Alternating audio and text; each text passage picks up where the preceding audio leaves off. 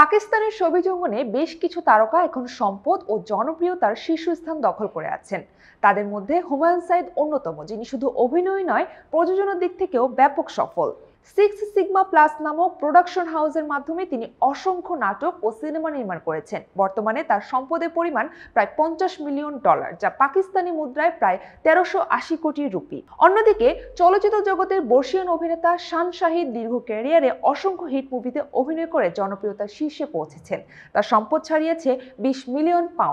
এই তালিকায় আছেন জনপ্রিয় অভিনেত্রী ও মডেল মায়া আলীও।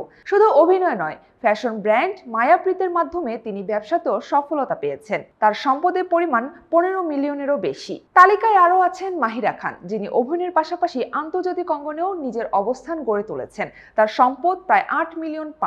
সব মিলিয়ে বলা যায়, প্রতিভা, পরিশ্রম আর সঠিক পরিকল্পনার মাধ্যমে পাকিস্তানের এই তারকারা শুধু জনপ্রিয়তায় নয়, বিপুল অর্থ সম্পদের মালিক হয়েছে, যা তাদের শোবিজ দুনিয়ায় আরও বেশি প্রভাবশালী করে তুলেছে।